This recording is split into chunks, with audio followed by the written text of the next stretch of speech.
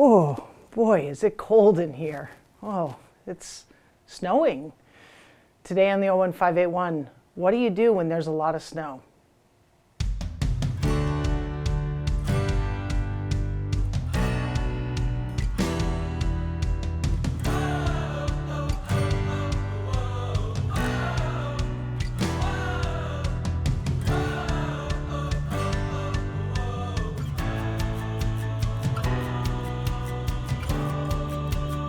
Clear that snow, and we'll take care of it. Yeah, It's let's as get rid easy of as this stuff. This stuff's bad. Hey, guys. Hello. Hi. Who are you? We are your neighborhood snow clearers. Hi, Chris. Hi, Derek. How are you? Good, thank you. I'm so excited to have our awesome leaders from DPW, our Department of Public Works, on today, Chris Payant and Derek Saari. Thank you for playing along with the snow. Props, appreciate it. But in all seriousness, wanted to have you guys on to talk about snow operations. I know it's always one of those, right, plan for the worst case scenario and hope we don't spend the whole budget and maybe underspend, but we don't talk about that, and we'll do some knocking on wood. Anyway,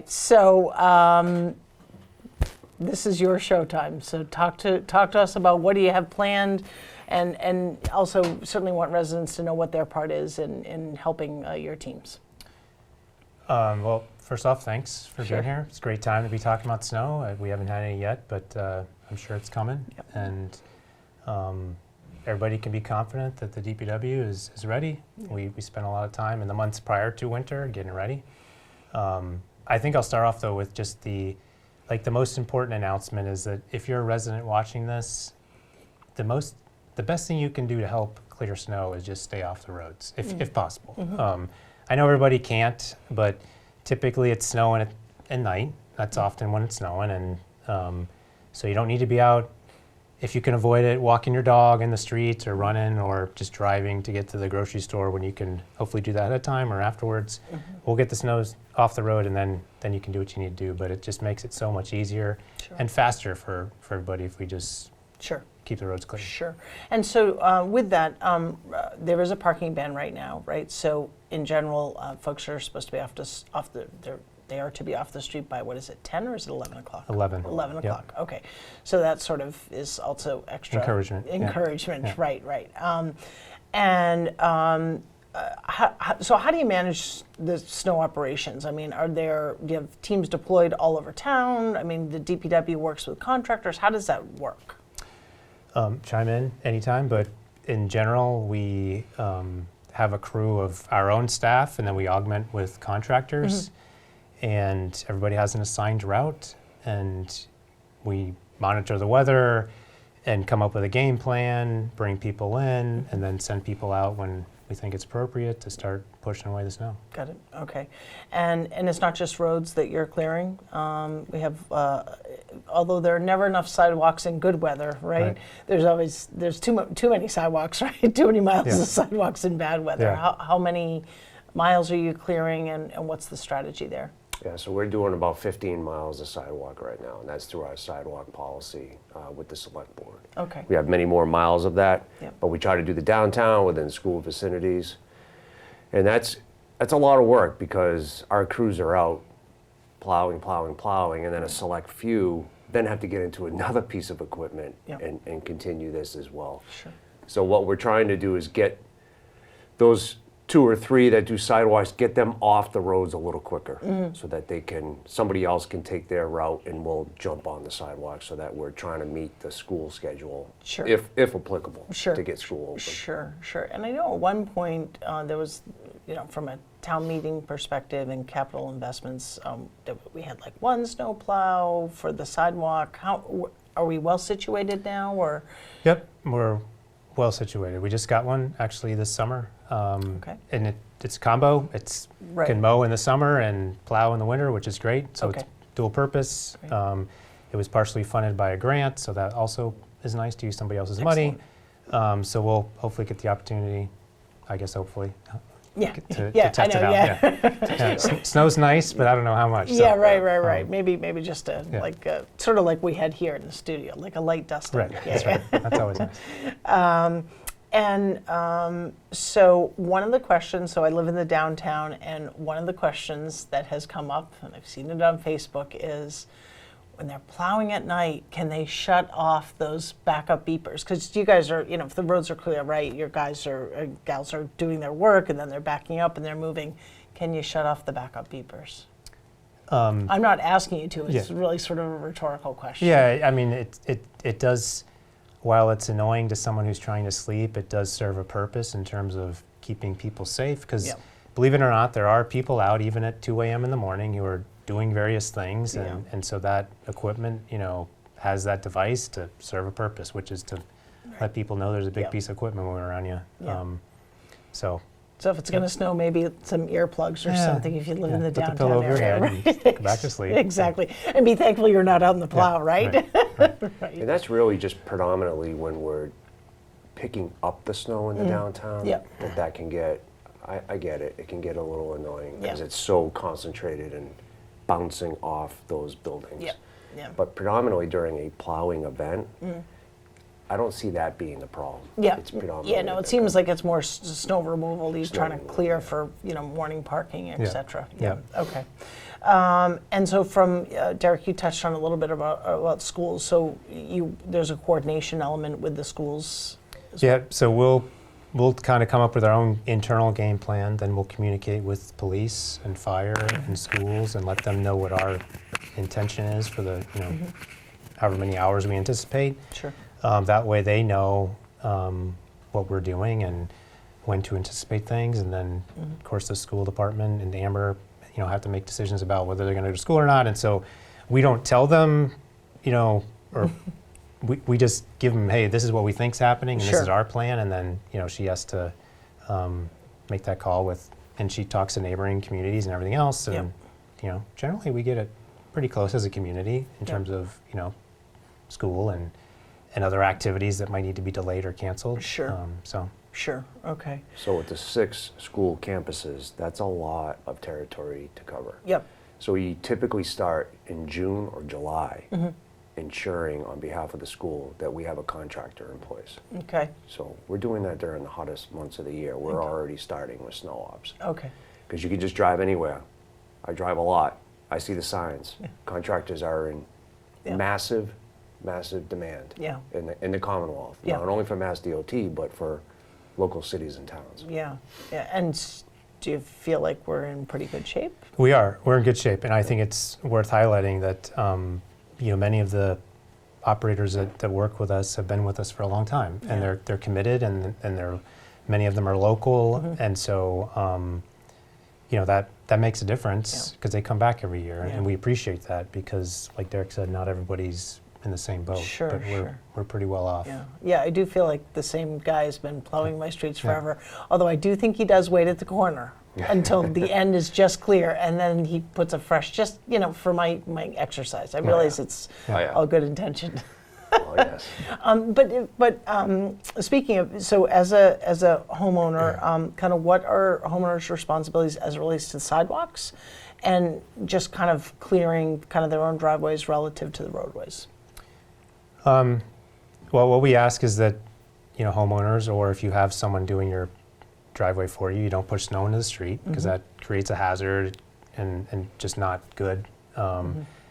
If you're going to plow your driveway, we advise you just wait till we're done plowing, because everybody goes out and plow. I do the same. You shovel your driveway, and then plow comes by and fills up your driveway, and you got this big pile at the end, and nobody's happy about that, but it's going to happen. So it is a little bit like a game for me. It is. It's like, can I get it done and clear enough so that when he comes down, and like if I work, left to right, anyway, it's too much that I care about snow. To their credit, the operators, they'll do their best to. I mean, they know and they try to avoid, but it's just really hard. I mean, there's a lot of snow, and they've got lots of driveways, and they need to clear the roads. So they do their best. And sidewalks, Derek highlighted the ones that we plow. I'm sorry, there's a list, right? There's a list, and where would folks find that list of what sidewalks kind of are cleared? the website, which everybody says, but it's on the website. If you go to the select board page, there's a list of policies, and there's a sidewalk policy there, and it And those are the ones that get highlights. plowed? Yep. Okay, And as Derek says, generally near schools Yep. to allow access, and then access to the train station or to downtown municipal buildings. yep, okay, okay. And I'm sorry, so you were saying about kind of residential response? So outside of that, really, we rely on residents Yep. to clear the sidewalks. And if you have, a fire hydrant in front of your house, Yep. it's helpful if you can, just clear away some of that snow. Yep. There's over 800 fire hydrants around the town, and Wow. they're all important at some point, potentially. And so Right. if we can all work together to clear some snow around there, that'd be helpful. Okay. Do we, so there are fire hydrants, obviously, that are, like right on someone's, corner or, right near their property, but there are others that are, I will say, more isolated. Who clears those? So we'll send periodically people out to do it. I know Pat Purcell will have guys. If it's not a regular thing, they don't dedicate specific time to Right, it. But if we're getting as we snow can, we'll accumulation, get out there yeah, and take make care sure. of it. Yeah. Okay, got it. So if homeowners can help. That would Yeah, be and great. many do. I mean, Yeah, it's yeah. Everybody chips in and gets it Great. done. That's great. Okay.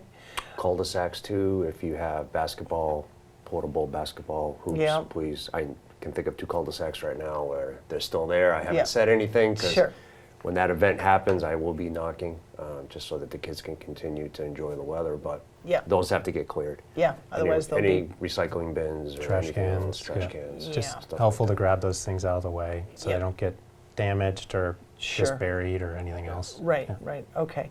What else about snow operations? Because I have a question about work sectors because I saw a posting as well, but I want to get. I would say one thing Yeah. more about residents is there are a lot of very, very old mailboxes and supporting posts.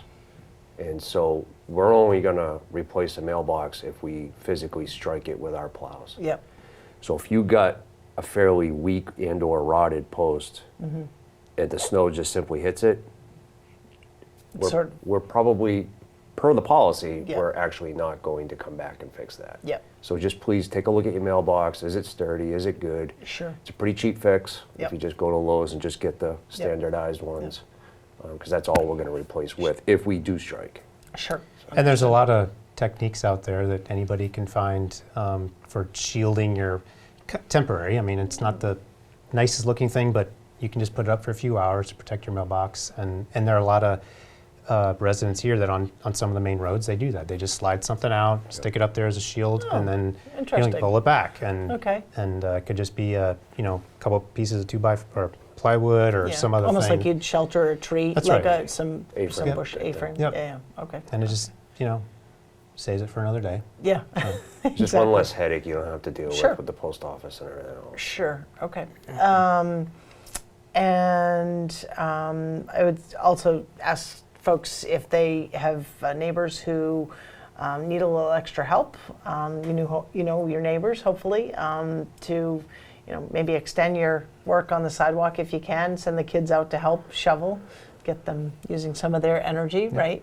But to help each other is sort of what Westborough is all about, and hopefully that goodwill extends, during snowfall. So sector work right now. Where are you guys at? Can you explain? I don't know how many of our viewers understand kind of how you guys approach your work across town, but that work is starting to begin, or it's always ongoing, I guess. But right, you're in kind of winter sector work now. Yep, we have 10 sectors, so just basically take the map of the town and carve it up into areas that are manageable, and we do a 10-week cycle, so 1 week for 10 weeks. And we just kicked off 2 weeks ago our winter cycle, so we do one cycle in the winter, and it's just predominantly focused on vegetation and things that we kind of cut back now so that in the summertime it's not as aggressive or Sure, moving as far along. And sure. Derek has some specific things that he does. And that's sort of a newer approach, right, Chris, that you brought to Public Works, right? And the idea around that was what?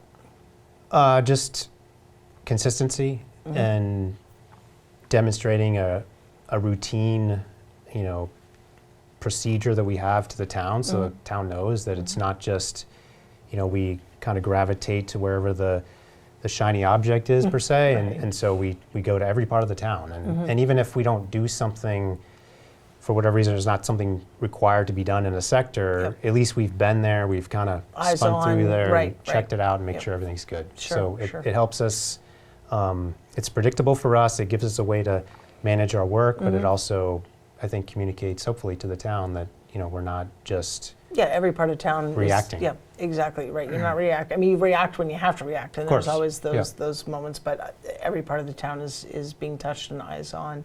I remember last year, the weather was pretty mild, and your teams were out there cutting trees and brush back, I mean, in January and February. Yeah. So that work was being, I remember seeing it all over town, so. Go ahead. I can jump Yeah, back to please, go snow ahead. for a second. Oh, yeah, go right ahead, yeah. So, an important thing about snow, it costs a lot of money to clear snow, but there's also an environmental impact of snow. And so we've had a number of initiatives so we stopped using sand several years ago. There's all kinds of impacts of, due to sand. We've reduced. And what are those? So people have historically used sand because it's cheap, Right. and it's probably 10% of the cost of salt. But you put it down, and it's there, and then it works its way into the drains and can potentially fill them up, clog them, or even on the out, where it comes out of the drain, Sure. it just sits right there Yeah, and the sediment, creates this yeah, deposit, yeah. and it just builds up and then disrupts things. So all kinds of negative effects from that, Yeah. and so we're purely salt, but this year we're trying to introduce liquids. So many other towns use it, Mass DOT uses it, so we're going to try it out this year. It would be a salt brine, and that's important because when you've seen it, when you've driven behind a truck that's dropping salt in the road, you see it all bouncing around. Yeah, yeah. A lot of it bounces to the outside of the Elsewhere, road, right. and then it's not doing any good for anybody. Right, right. And then it, hits the drain, and then it ends up in our reservoir, and if we see the level of chlorides in our water sources going up, and that's not good. Right. So one way to hopefully prevent that or reduce that impact is by using liquids. Oh, okay, okay. So So did that require additional investment, like attachments on the plows, or how does that work? yep. So we don't have it yet, but we have basically a tank that's on order with Okay. the sprayer, and it's part of. We've talked about it at town meeting, showing pictures of the swap loader. So Oh, yeah, it's a big truck. You can take the back off and kind of put attachments on. And so one of the attachments would be the sprayer, and then we can go out and do some miles of road. I mean, we're certainly not doing the whole town yet, but Yep. we can. It's really a pilot for us, test it out, That's see what works, and then move forward with something else. Is there? I would imagine there's a cost component, right? So maybe actually because it's more targeted, maybe you're using less. I mean, what are the benefits other than the environmental? Yeah, impact? the cost, we haven't done it yet, so Yeah, I yeah. can't give a number, but certainly we would expect to see a cost reduction because we're using salt and it's going directly on the road. And Yep. and you can put it down, a couple days in advance, and it's not going anywhere. It's going to stay there. Oh, And interesting. so Okay. a lot of Okay. times you'll be on the highway and you'll see lines in the road a couple days ahead of the storm, and they've been through there with the sprayer. Oh, interesting. And Okay. it just gives you so much more flexibility, Yeah. and you're being much more targeted in your use, and Oh. so there's just lots of benefits to it. Interesting. Okay, cool, great.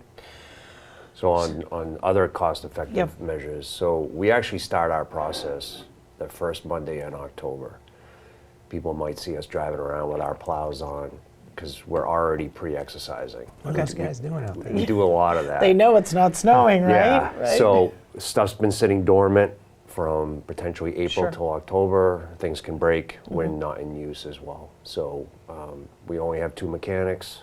That's a lot of pieces of equipment to maintain. Sure. In addition to town fleet that we also maintain. So we can't just bombard them all at once. Right. You got to go in it easy. So we do that exercise. Our teams are very dedicated in maintaining the equipment. We've set aside Monday mornings for about an hour and a half just dedicated to maintenance on the equipment. That's great. Equipment's extremely expensive. We Yep. go to town meeting, we ask for these capital. We got to get as much time as we can out of these pieces of equipment. So And they work hard.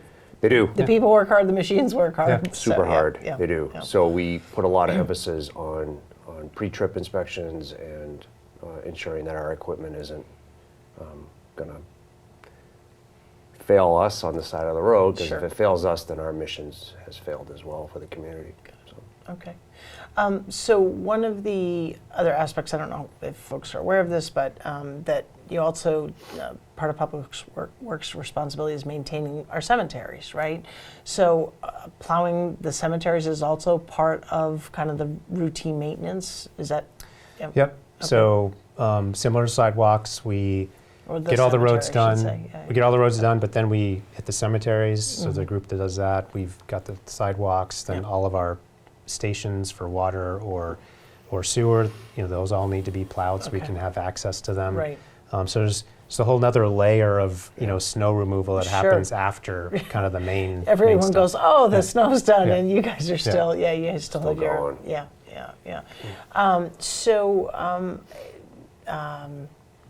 Let's say we had a snowfall of like 6 to 8 inches. I don't know, I'm just picking a number. Do you have a sense of how many hours like that would take in DPW time to kind of do all the work that you need to do? And I'm putting you on the spot here. I'm just curious, like is that like 2 days worth of work, or is it, I don't know, just for magnitude?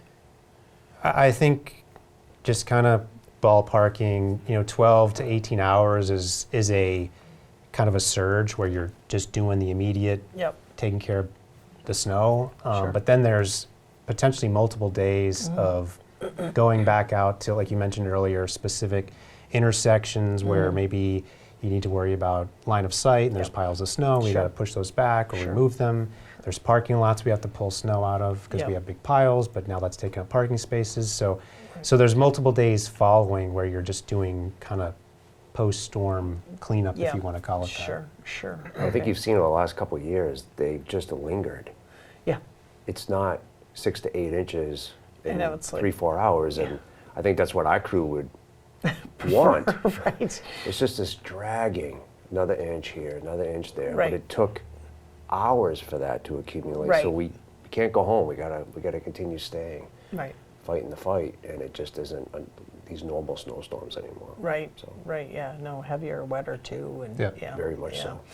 Yeah. Do we have any predictions for snowfall this year? I haven't looked at the Farmer's Almanac or whatever non-scientific sources I might look at. Do we want to even say Yeah, that? We no. don't want to say that. Okay, we're not going to go. We just take it as it comes and, Okay. looking at the weather every day and seeing what's happening, what's coming up. But Yep. Okay. in the short term, looks pretty clear. So Yeah. we'll see. Got it. Well, And our residents can be assured that we're ready. yeah. Other parts of New England have gotten a lot more. Yeah. We've just been on that warmer Sure, side the sure. entire time. Yeah, So, well, that's good. If ski country gets it, right? Yeah. That's good for ski country, and we can travel there, and you guys can, work on your spring and summer maintenance initiatives. Yeah, we can always find things to do. Yeah, no doubt, no doubt. we've sent many of our employees to significant training as well, just Okay. for snow ops. Really? Absolutely. Examples for of the snow last 4 operations trainings. What is that? Just in the last month, we've gone to Bay State Roads Program as part of UMass Transportation at Okay. Amherst, and they're just dedicated to DPWs in terms of putting out all sorts of information and courses. So we took a de-icing class, anti-icing class, all about liquids, Okay. which is where Yep. we're leaning towards. So both our highway leadsmen and Chris and I also went to that as well. Excellent. But we actually paid for an instructor to come in to give us a full day. And that was about almost 4 years ago. I think it was 4 Decembers ago. December of 19, where we really began changing our approach from salt sand mix to just Yep, the salt side. sure. And it was interesting when the instructor said, sand is actually an insulator. Well, So if you think about sawdust too, Yeah. if you had that on a Yeah. pile of snow, that's like the last area to ever. yeah, It's just things that people Yep. weren't thinking about, and then the second order effect of getting rid of all that Sure. sand. Sure. in our wetlands and Right. catch basins. Right, yeah, it's not fun. So that was a big move, Yeah. though, Yeah, for sure. a lot of us, a Sure. big transition, because that's all we've ever Yeah. seen. Yeah. So that education kept ramping up. Calibration classes, calibrating our spreaders that you see, Okay. so that they're not dumping out more than what the applicable rate should be Okay. for the roadways. Yeah. And are there regulations around that? I mean, or is it more guidelines? It's guidelines, Yeah. but But the you know, effect of that, if you put in, then you have downstream, no pun intended. And there's a lot of, I mean, there actually is a lot of science and math behind snow removal, and like, you know, the calibration piece. You know, there's numbers that you target to get the most efficient use of the salt, but Yep. least, you know, expense and least amount of Okay. impact to the environment. So Yeah. it's that's part of the preparation, you know, in October and Sure.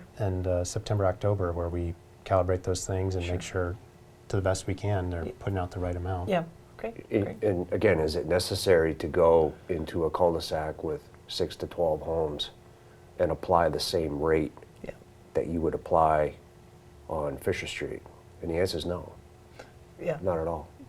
And that's part of Because protecting. of, There's just not traffic. enough traffic. Traffic, Right. yep, So if we can, and we've educated on that, and we're doing that. Mm-hmm, And as a result, we know we're saving a significant amount of salt per year sure. by not putting that out there. And Just because. And we store our own salts. That's a purchase you guys are deciding on, and how much and all of that, and, Yep. and to store. Okay. Yep. All right. Anything else related to snow making? Oh, you know, I have a question. So, in the downtown area, one of the challenges, right, and it's a difficult one, right, because you're doing your snow clearing, and then on the roads, and then there's a sidewalk, and then there's always that part from the road to the immediate sidewalk to then where the clear sidewalk is. So, are there business responsibilities in the downtown area? What do they do with the snow? Like if it's in front of their storefront, what you know what I'm talking about? There's that crusty buildup Yep. that just gets kind of pushed. So certainly a business can do anything they can to help facilitate access. What we typically try to do is, in the near term after a snow event, Yep. is just create, you know, basically entryways, Yep. you know, clear away a little bit so someone could walk Sure. through. And it's not perfect, but Right. at least it gets immediate access. And then eventually, if it is accumulating to a point where it's difficult and Yep. maybe dangerous to climb over, then Yep. we'll have to remove it. Yeah. Okay. And is it so? If someone is like, "Oh, I'm going to kind of shovel or do something in front of my storefront," is it appropriate for them to push that snow from there into the street, since they don't have a place to like store it on the sidewalk? I mean, kind of what's the guidance? Yeah, that's not what we would like to see. Okay. Typically, it would just be, you know, if you have a windrow and you just push it, kind of pile it higher on either side. Either of your, side. Okay. Of, Yep. of your windrow. So, Yeah. Okay. you know, it's a challenge Yeah. everywhere for Yeah. everybody, and you know, I think we do our best to figure it out, and Sure. I know there's many business owners specifically in the downtown that also, you know, partner with us and Yep. take care of their aspect. But Sure. at Okay. the end of the day, if it's too much, we have to take it out. But Yeah. taking it out is a whole nother operation. It's not just it's not just putting it in a truck and driving it away. We have to have a specific site where it can be stored. It has to be approved by the Department of Environmental Protection. Like there's a bunch So of many other layers. things. Yeah, it's that- not just take it away and That's do. right. Yeah. Right. Right. Exactly. Okay. Getting back to regulations, Yeah. so Department of Environmental Protection does have regulations where that snow from the downtown or any other place can go and be stored. So we do have that at the DPW. Okay. So on the Bridle Lane side of the DPW, Okay, yeah. it's in a Zone 3 aquifer, not a Zone 2 aquifer for our drinking water supply. It's already been approved by Okay. the Commonwealth, and so we are in full compliance with that. Great. 'Cause Great. it can be a mountain, Yeah. so.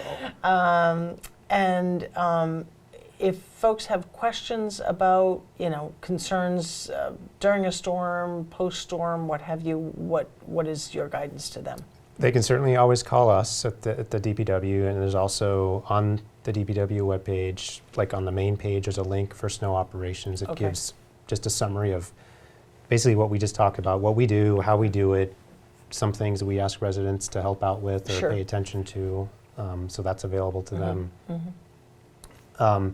If you have someone plowing actively on your street, and you have a concern, you can, we ask politely address it, but unfortunately there are a couple of times when there's some confrontation, and in that case we just tell our operators, hey, just have them call the office, and Sure. we'll kind of work our way through it. But Sure.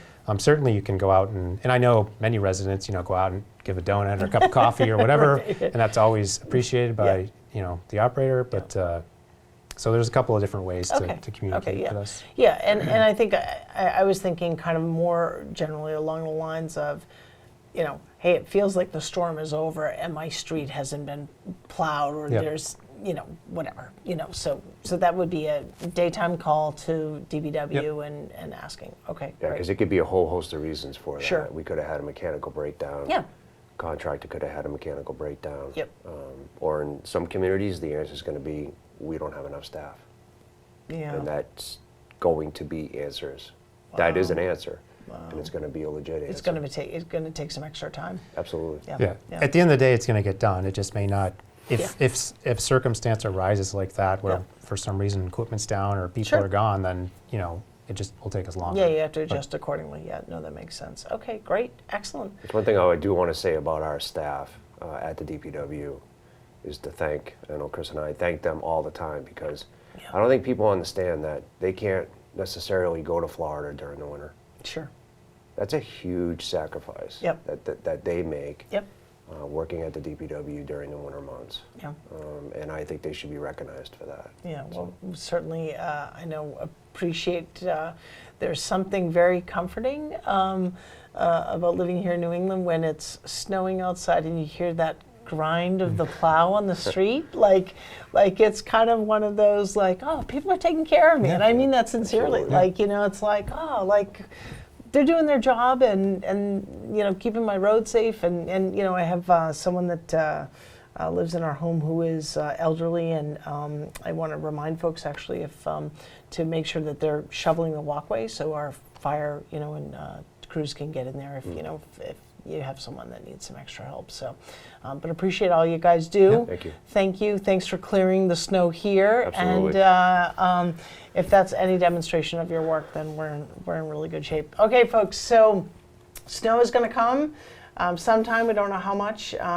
Do what you can to help our DPW crews to keep the roads and walkways and sidewalks safe. And if you have any questions, certainly check out the new website and the DPW page around snow operations. You can always call them. These guys are great, as you can tell, and they're happy to answer any questions. But until then, be safe, get those shovels ready, tune up your snow blower, and take care of each other. Thanks.